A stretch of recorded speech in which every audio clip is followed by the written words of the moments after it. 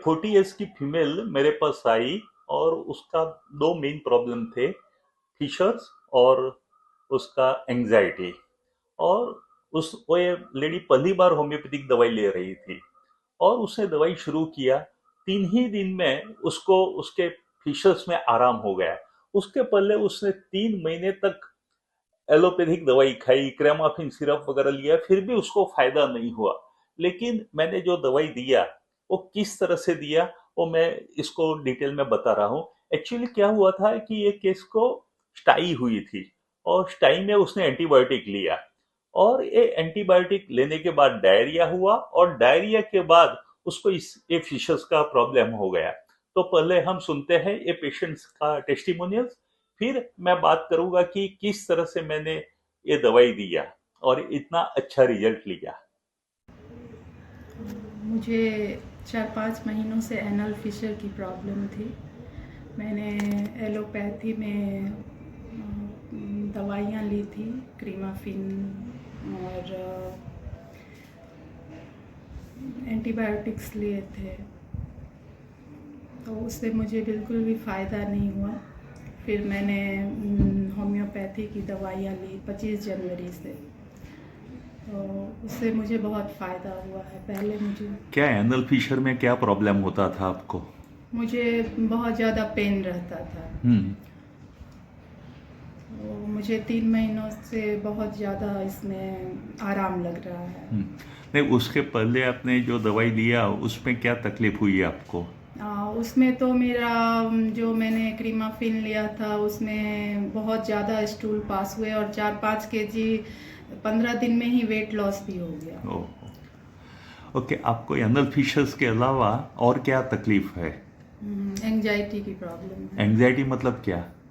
वो मतलब डर लगता है। हाँ हाँ, जैसे कि? जैसे कि अ, किसी बात के लिए, बच्चों के लिए ही हम्म। लगेगा कि उनको कुछ हो ना जाए, हम्म। इस तरह का। ओके, आपने ये दवाई करीबन 2-2.5 महीना लिया, हाँ। तो क्या क्या चेंज लग रहा है बाद में दवाई शुरू करने के बाद? अभी एंजाइटी में कैसा है और फिशर में कैसा है? इस सर में भी बहुत रिलीफ है। हम्म। मैं बहुत कुछ खा भी पा रही हूँ हाँ। और एंजाइटी में भी बहुत ज़्यादा अच्छा है। हाँ। और स्टूल अभी कैसा हो रहा है? क्रेमाफिन वगैरह कुछ लेना पड़ रहा है कि सही से स्टूल होता है? नहीं, सिर्फ ये सब गोल लेती हूँ और स्टूल सही होता है। और नींद वगैरह ये सब कैसा है आपका? बहुत बहुत अच्छा है, पहले से तो बहुत सुधार है इन दवाइयों से, होम्योपैथिक दवाइयों से। ओके, तो ऑल ओवर आपको अच्छा फील हो रहा है और जो पहले एलोपैथिक लिया था उससे जो फायदा नहीं हुआ था वो इमीडिएटली होम्योपैथिक, मेरे ख्याल से होम्योपैथिक शुरू करने के बाद एक भी बार आपको पेन नहीं हुआ है? नहीं, 3 दिनों में रिलीफ हो गया पेन से। ओके। हम्म, जो पहले कितने टाइम से चल रहा था? वो तो 3 महीनों से चल रहा था पेन। ओके, तो जो एलोपैथिक लेने के बावजूद भी ठीक नहीं हो रहा था वो आपने ये दवाई शुरू की है और 3 दिन में ही आपको फायदा लगा? हाँ, 3 दिन। Okay, thank you. Usually piles के बहुत केसेस मेरे पास आते हैं, पाइल्स, फिशर, फिशुला, और बहुत अच्छा रिजल्ट मुझे मिलता है। जो मैं दवाइयाँ यूज करता हूँ पाइल्स के केसेस में या फिशर्स में, वो मैं आपको बताने जा रहा हूँ। बाद में एक केस के बारे में हम बात करेंगे। तो एस्क्यूलस हिप, ये दवाई जब ऐसे पेशेंट बोलता है मुझे चुभता है और साथ में बैकएक है और यहाँ ब्लीडिंग नहीं है, उसमें मैं एस्क्यूलस यूज करता हूँ। जब पेशेंट बोलता है कि स्टूल पास करने के बाद मुझे बहुत सारी जलन होती है, वहां मैं रटानिया करके जो दवाई है वो यूज करता हूँ। जब पेशेंट बोलता है कि मुझे फिशर है और उसमें पेन हो रहा है, तो मैं नाइट्रिक एसिड यूज करता हूँ। इसके अलावा अगर ब्लीडिंग है तो नाइट्रिक एसिड और हेमेमालिस यूज करता हूँ। और भी बहुत दवाइयाँ, मैं सल्फर, नक्सोमिका, पियोनिया, ये सब जो भी सिम्टम्स है उस तरह से मैं यूज करता हूँ। और यूजुअली ये सारी दवाइयाँ मैं 30 पोटेंसी में, फ्रीक्वेंसी में देता हूँ और बहुत अच्छे अच्छे रिजल्ट्स मिलते हैं। मैं पेशेंट को ये बोलता हूँ कि आप पानी ज्यादा पियो, आपका स्टूल जो है वो सॉफ्ट हो। मतलब अगर हार्ड स्टूल होता है तो उससे ज्यादा प्रॉब्लम होता है, तो फाइबर फूड लीजिए, आप वॉकिंग वगैरह कीजिए। तो ये सारी अगर एडवाइस पेशेंट फॉलो करता है और साथ में दवाइयाँ लेता है तो बहुत अच्छा रिजल्ट मिलता है। एलोज भी एक अच्छी दवाई है। फिस्चुला में सिलिशिया नाम की दवाई का अच्छा रिजल्ट मिलता है। अब हम आते हैं एक केस पे। ये लेडी को क्या हुआ कि उसने एंटीबायोटिक लिया और उसके बाद डायरिया हो गया। तो कई बार मेरे माइंड में नक्सोमिका सबसे पहली दवाई आती है, लेकिन यहाँ फिशर्स का प्रॉब्लम था, उसको पेन बहुत था। तो मैंने नाइट्रिक एसिड 30 पोटेंसी में 3 सुबह 3 शाम 5 दिन दिया, और पहले ही 3 दिन में ही उसको रिजल्ट दिखाई दिया।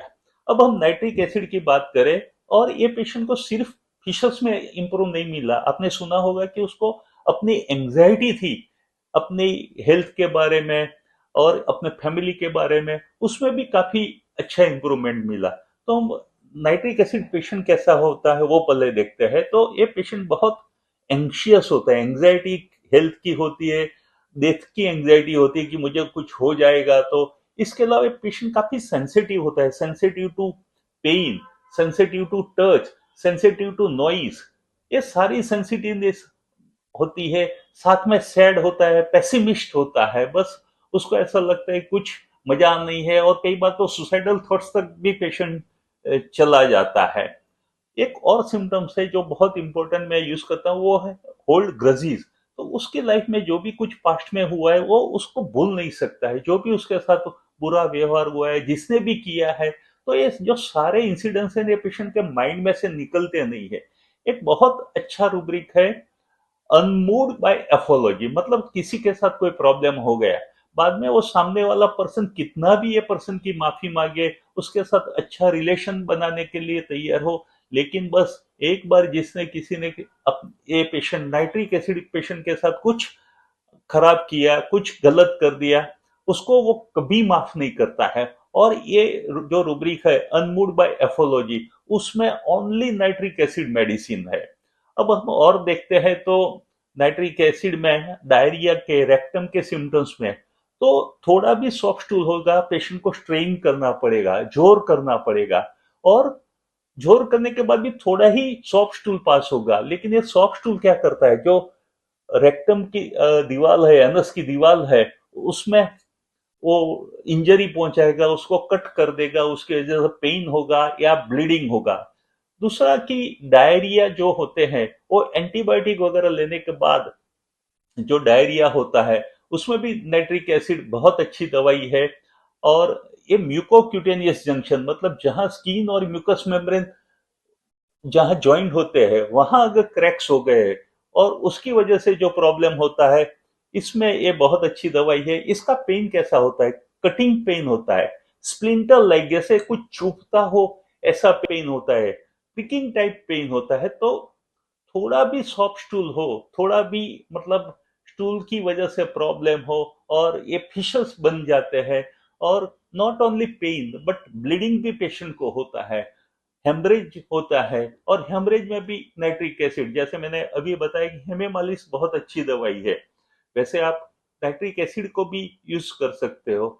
इसके अलावा मैं बहुत सारे फास्टिडियस भी पेशेंट, सिंपैथेटिक भी पेशेंट होता है, तो बहुत तरीके से मैं नाइट्रिक एसिड को यूज करता हूँ। एसिड है तो पेशेंट में वीकनेस तो जरूर आएगी। इसकी जो डिस्चार्ज है वो फाउल स्मेलिंग, मतलब बदबू वाले डिस्चार्ज होते हैं।